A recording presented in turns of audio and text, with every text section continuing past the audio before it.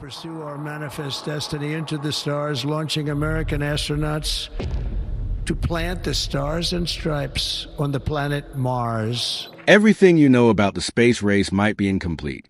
While the world celebrated Neil Armstrong's historic moon landing, classified documents suggest another mission was secretly taking shape in the shadows. Deep within government archives and whistleblower testimonies lies evidence that the United States and Soviet Union may have achieved something extraordinary together. Mars might have been humanity's best-kept secret during the 1970s. Let's get into the video to uncover what really happened during those missing years of space exploration. The space race nobody talks about. The 1960s and early 1970s were defined by one thing: the race to space. Everyone knows the story. Sputnik shocked the world. Yuri Gagarin became the first human in space, and Neil Armstrong planted the American flag on the lunar surface. But what happened after Apollo 11? The public narrative tells us that interest in space exploration simply faded away. Budget cuts, changing priorities, and a war in Vietnam supposedly shifted America's focus back to Earth. But that story never quite made sense. You just accomplished one of humanity's greatest achievements, proved that interplanetary travel is possible, and demonstrated technological superiority over your greatest rival. Why would you just stop there? Why wouldn't you immediately start planning the next giant leap? The truth is, they didn't stop. While the public saw the end of the Apollo program, classified documents and whistleblower testimony suggest something far more ambitious was happening behind closed doors. The space race didn't end with the moon landing. It simply went underground. Both superpowers had the technology, the motivation, and most importantly, the secrecy apparatus to pull off something unprecedented.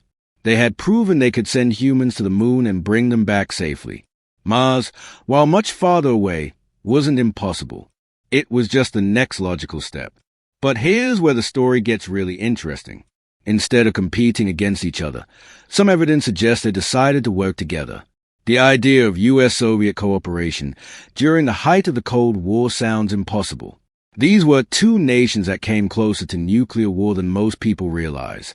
They were fighting proxy wars around the globe, racing to build bigger bombs, and constantly spying on each other. The very thought that they might secretly collaborate on anything seems crazy. But space exploration was different. Both countries quickly realized that sending humans to Mars would require resources and technology that neither possess alone. The distances were enormous. The risks were unprecedented. The costs were staggering. Even for superpowers, a Mars mission pushed the boundaries of what was technically and financially possible. So while their public rhetoric remained hostile, behind the scenes, a different conversation was taking place. Secret diplomatic channels that had been established during the Cuban Missile Crisis were reportedly used to explore an unprecedented partnership. The logic was simple. If they could combine American engineering expertise with Soviet heavy lift capabilities, they might actually pull off the impossible. Both nations understood that whoever controlled space would control the future of warfare, communication, and resource extraction. Mars represented the ultimate prize. A successful mission would prove technological superiority and open the door to interplanetary colonization. The question was whether they could trust each other enough to make it work. And according to some sources, they found a way. Project Red Sunday. The alleged operation was called Project Red Sun, and it supposedly launched in complete secrecy on June 10, 1973. The mission remained hidden from the public, from most government officials, and even from the majority of NASA and Soviet space program personnel. Only a handful of people at the highest levels of both governments knew the truth. The crew consisted of 3 individuals whose backgrounds tell a fascinating story. Colonel Elliot McCasey Jr. was listed as a mission commander, an experienced Apollo astronaut who had died in a plane crash in 1966. Or had he? Conspiracy theorists suggest his death was faked to allow him to join the classified program. Major William B. Rutledge was supposedly an Air Force officer with experience in secret space programs. And Vladimir Ilyushin was a Soviet test pilot who some claimed had actually been the first man in space before Yuri Gagarin, but his mission had been covered up due to technical problems. The spacecraft itself was called the ISV Columbus, an interplanetary vehicle that combined the best of both American and Soviet technology. It was built using modified Apollo command modules, Soviet life support systems, and a revolutionary propulsion system that could sustain a crew during the long journey to Mars. But the mission didn't launch from Kennedy Space Center or the Baikonur Cosmodrome. Instead, it allegedly took off from a secret facility deep in the Amazon rainforest, where no satellite surveillance was watching. After a 158-day journey through space, the crew reportedly achieved something extraordinary. They not only flew by Mars or orbited the planet, they actually landed on its surface. The proof for Project Red Sun began surfacing in the early 2000s, starting with a series of leaked photographs that appeared on obscure internet forums. These grainy, poorly scanned images showed astronauts in bulky spacesuits walking across a red, desert-like landscape. There were pictures of a habitat module partially buried in dust, a Mars rover parked in the distance, and what appeared to be scientific equipment scattered across the alien terrain. The images had that authentic vintage feel that made them seem legitimate. The suits looked right for the 1970s, the equipment matched the technology of the era, and the landscape was convincingly Martian. But when experts examined them more closely, problems began to emerge. The film quality didn't match what NASA was using for space missions in the 1970s. The agency employed high-quality 16mm cameras that produced crisp, stable footage even under difficult conditions. The Red Sun images, by contrast, looked deliberately degraded, as if someone was trying to mimic the appearance of vintage space photography without actually using the right equipment. Then came the testimonies.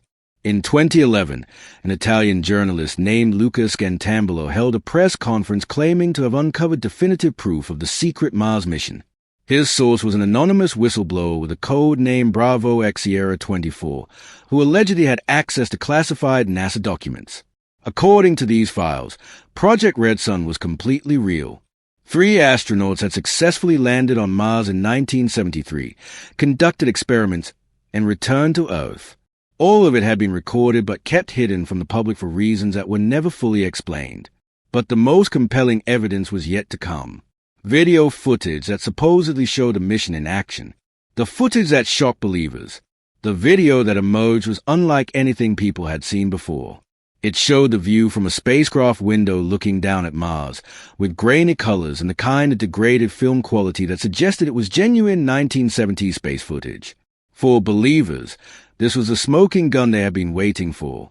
The footage showed the Columbus spacecraft approaching the red planet, its hull visible in the frame as Mars grew larger beneath them. Then came the landing sequence, with the crew reporting their successful touchdown on the Martian surface. The audio was muffled and full of static, but you could supposedly make out the voices of the astronauts as they described their historic achievement. But there was something else in the footage that made it truly extraordinary. Right after the landing, the external camera captured a blurred, indistinct shape moving across the Martian surface. It couldn't be explained as a dust storm or equipment malfunction.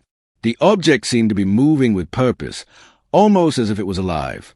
Proponents of the Red Sun theory claimed this was exactly why the mission had been classified. The astronauts had found evidence of life, possibly even an entire underground civilization that had been hiding beneath the planet's surface for thousands of years. NASA, predictably, denied everything. They dismissed the photographs as crude fakes, the testimonies as fabrications, and the video footage as an internet hoax. But their denials only seemed to fuel more speculation. The problem was that people wanted to believe. And when you want to believe something badly enough, you can find evidence everywhere. Setting aside the compelling nature of the evidence, the practical challenges of a secret Mars mission in the 1970s were staggering. The technology existed to send humans to Mars, but the infrastructure required would have been enormous and impossible to hide. The Saturn V rocket, which was the only vehicle capable of launching humans into deep space, stood 363 feet tall and produced 7.6 million pounds of thrust. When it launched, it created a shock wave that could be felt for dozens of miles and was visible from hundreds of miles away. The Apollo missions were public spectacles watched by thousands of spectators and tracked by observatories around the world. Building a secret launch facility in the Amazon rainforest would have required years of construction, thousands of workers, and massive logistical support. The idea that such a facility could be built and operated without anyone noticing strained credibility to the breaking point. Then there's the question of the crew. Colonel Elliot C. Jr. did die in a plane crash in 1966, and his death was thoroughly investigated and documented. His funeral was attended by family, fellow astronauts, and NASA officials. If his death was faked, It would have required conspiracy involving hundreds of people, from doctors to journalists to government officials. Vladimir Ilyushin was a real Soviet test pilot, but he remained an active public figure in the Soviet Union until well into the 2000s. If he had secretly traveled to Mars, survived the journey, and returned to Earth, it seems unlikely that he could have maintained a normal life and career without anyone noticing the long absence. The evidence for Project Red Sun was compelling, but it was also deeply flawed. And that's where the real story begins. The art of the hoax. What makes Project Red Sun fascinating is how effectively it captured people's imagination. The story had all the elements of a perfect conspiracy theory. Secret government programs, missing astronauts, leaked documents, and mysterious footage. It fed on people's natural skepticism about official narratives and a desire to believe in hidden truths. The photographs that launched the Red Sun mythology were actually composite images created using existing NASA footage and Mars probe imagery. The shots of astronauts on the Martian surface were digitally manipulated versions of Apollo moon landing footage, with a lunar landscape replaced by images from various Mars missions. The habitat modules and equipment were borrowed from other space programs and superimposed onto Martian terrain. The video footage was even more sophisticated. It combined genuine spacecraft footage from the Apollo and Shuttle programs with computer-generated imagery of Mars. The mysterious moving object on the Martian surface was lifted directly from a 1977 British television program called Alternative 3, which was actually a mockumentary designed to parody conspiracy theories about secret space programs. The testimonies and leaked documents were equally fabricated. The Italian journalist Luca Scantambolo was a real person, but his claims about classified NASA files were never substantiated. The anonymous whistleblower with the code name Bravo X Sierra 24 was a fictional character created to add credibility to the story. What makes this particularly interesting is how the hoax evolved over time.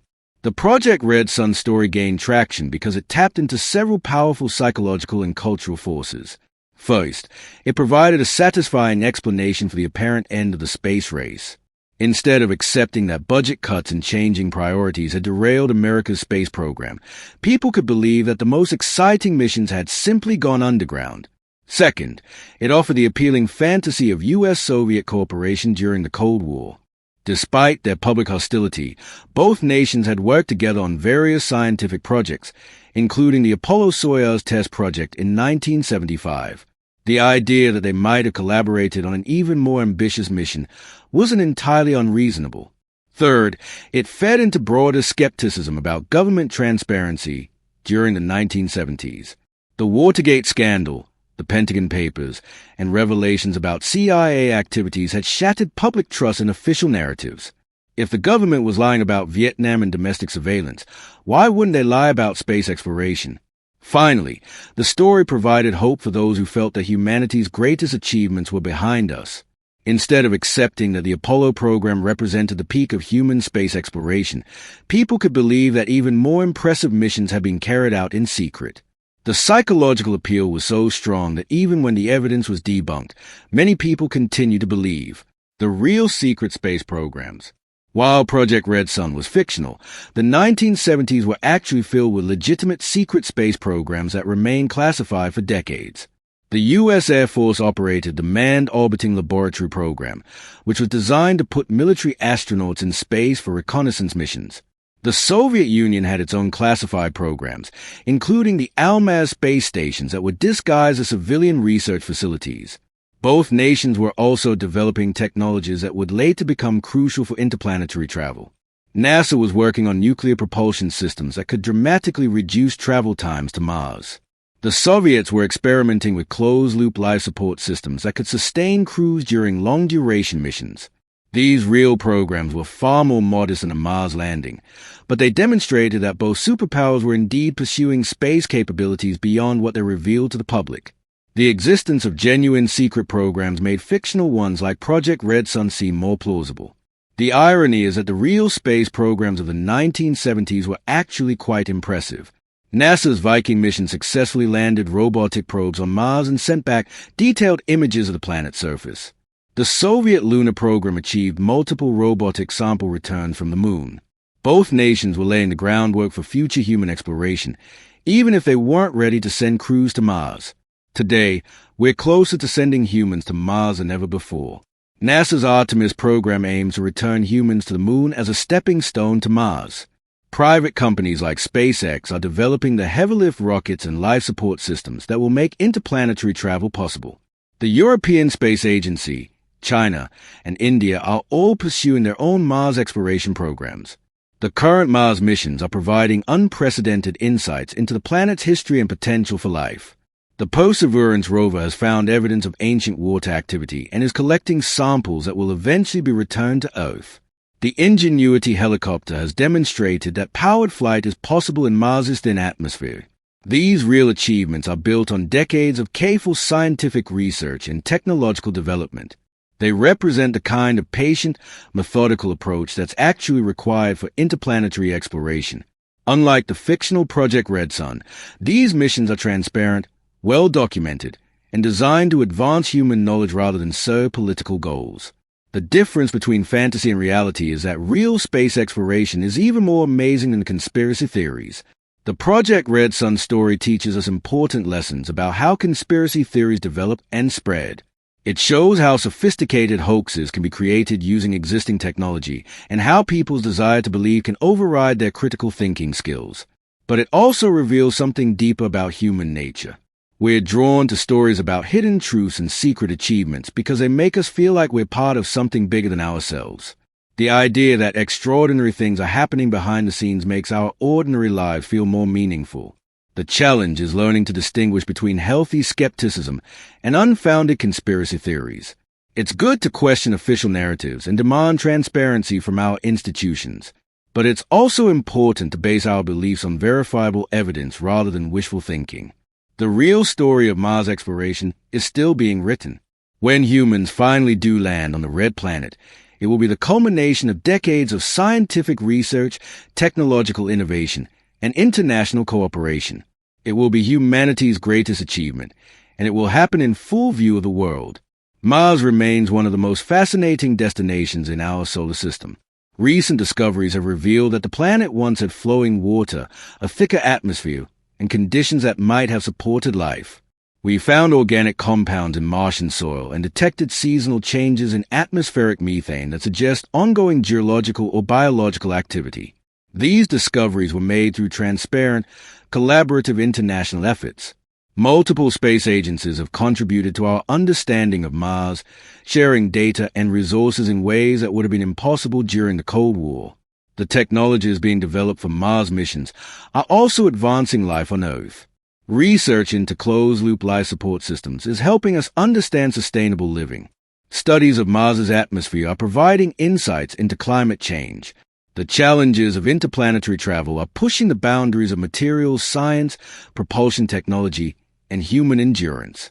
When we finally do send humans to Mars, it will be because we've earned that achievement through careful preparation and international cooperation. It will be a moment of triumph for all humanity, not a secret victory for any one nation. The story of Project Red Sun reminds us that sometimes the most compelling narratives are the ones that never actually happened. While the secret Mars mission remains in the realm of fiction, the real achievements of space exploration continue to amaze and inspire. As we stand on the brink of actually sending humans to Mars, we can appreciate both the power of imagination and the importance of evidence-based thinking. What do you think drives our fascination with secret space programs, and how do we balance healthy skepticism with a need for verifiable facts? Share your thoughts in the comments below.